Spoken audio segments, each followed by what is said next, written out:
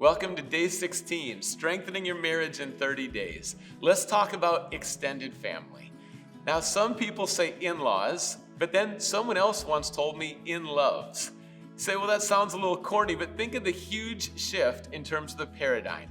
Love the family that is now part of your family through the marriage. And I highlight that because it might not always feel natural or easy, but you need to take the effort to get to know them. And also love them. If they mistreat you, forgive them. You want to have an approach of love towards your new family and try to hold that consistently regardless of their behavior. Now let's turn it around. What about your own family, your biological family? This is where tension can arise because we just have blind spots. The family that we grew up in, we just often see it as normal. Everyone does it. What's the problem with it? That's the tradition. That's how our family rolls. And we get a little defensive when there's fresh eyes that want to point out that there's some things that are a little bit off.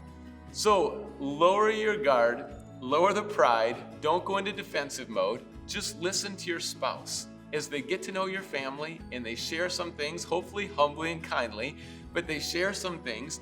You're probably going to have some blind spots. You know, like when you drive, there's spots you can't see in your rearview mirror or you can't see in front of you. It's usually kind of back off to your right side. There's a blind spot. Well, we have blind spots when we grow up in a certain culture.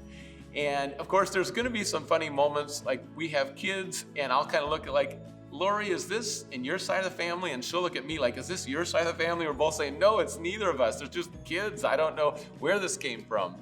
But both families bring different traditions, values, styles, cultures, and what happens when the two come together. It can get interesting. Family get-togethers can get interesting as well. So this is what I want to highlight that's very practical. Let the primary communicator be the person who comes from that family biologically. So if your family is bringing some business or throwing some shade, then you be the primary communicator. And similarly, your spouse with your spouse's family. Now, if a family's healthy, it can be so close and so sweet. But if a family is toxic and unhealthy and there's destruction, it's not safe, then you need to set some boundaries. Set those boundaries together. And even if your family doesn't like some of those boundaries, you still might need to hold those boundaries. And those boundaries just protect your marriage. Your marriage is ultimately first. It's an old school phrase, leave and cleave. But when you get married, your spouse is number one. You can't keep going back to your parents and have them in control. Now you want to honor your parents, but you don't want to have like 4 leaders of the marriage.